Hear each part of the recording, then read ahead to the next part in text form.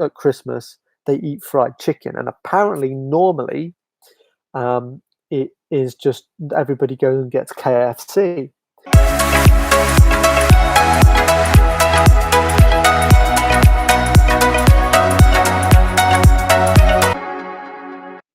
Good question. How large is the ski area in Niseko, and what resort height is it to the mountain? So there's four separate villages within Niseko. I'm in Hirafu, and all in all, you can buy a separate ski pass for each one of those, or you can also buy, what we call the area pass. Now, the area pass is called the Ski United Pass, and as far as I'm aware, the total thing is just over 50 kilometers of skiing. I'll just confirm that for you in a minute, but that might seem like not a lot in compared to, some of the areas that you can do in Europe. But the one thing that Niseko has over places like in Europe is the sheer quantity of snow. So when you add up all four areas, which is Anupuri, Grand Hirafu, Hanazono, and the Niseko village, this is the biggest resort in Hokkaido. So Hokkaido is the North Island of Japan, and it's a total of 50.8 kilometers. And the height, again, not really actually that high as a mountain. The peak is, in fact, I've got a piece map that I can show with the mountain that it's on. Anupuri is no more than, well, its exact height is 1,308 meters. So, if you try and think about it in context of France, for example, you're looking around about the same altitude as somewhere like Morzine, which you think, okay, well, then surely, the snow would be a bit of an issue. But no, here the climate in terms of where Japan and the North Island sits on the jet stream, it gets so much snow. So here's the piece map.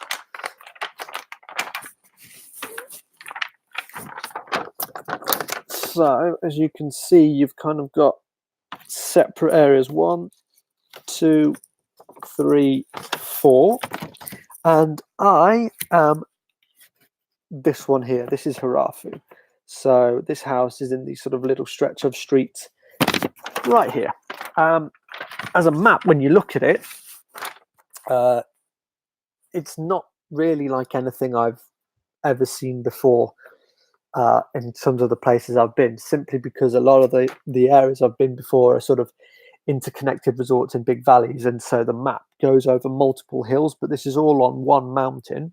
Having not been to Niseko before, getting sort of your bearings and your orientation will only start to make sense when I actually get on the mountain, because from Hirafu's side where I am, when you look up, you can't really actually see any of the other areas. You can't see any at all. But one of the colleagues that has arrived went for a little bit of a jog around one of the bends. So it's a road that sort of hugs round the mountain. From there, you can start to see some of the other areas that were going on there. So our season gets going on the 23rd in terms of when it opens. One of the things that Niseko has as a big appeal as well is its night skiing. Having been in a resort where there was night skiing last season and not taking advantage of that was a big regret for me. So rest assured, there'll be videos coming of night skiing.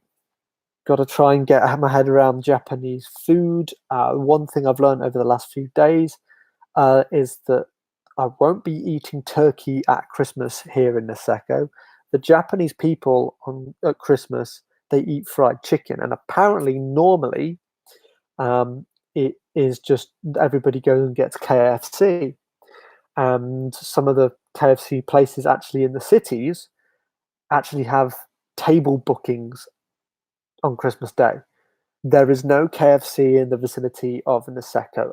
There's a town about 10 minutes down the road, the bigger town called Kuchen, Kutchan, which has some big supermarkets where we've got some of our stuff. But I think it'll be a case of us finding somewhere local. I suppose an interesting fact that I've found actually about Japan as a whole already, how polite and welcoming everybody is. Obviously, language is something which I'm hoping to sort of learn a bit of as we go thing, but just every time it's coming into the shops, there's politely bowing and saying hello and leaving with thank you. Arigato is thank you, so I've learnt one word already, which I'm sure I'll be using quite a bit. It's something hopefully I want to pick up some conversational Japanese. We've already been to one bar. It's called the Moon Bar, which is not too far away from here. We met one of the bartenders and sort of started trying to develop, some relationships, as it were, because as a seasonaire, you want to obviously find the places where you're going to get seasonaire discounts. Jamie says, what level of skier is the resort catered for? Mainly blacks, reds, etc. There are beginner areas in Japan, in Niseko.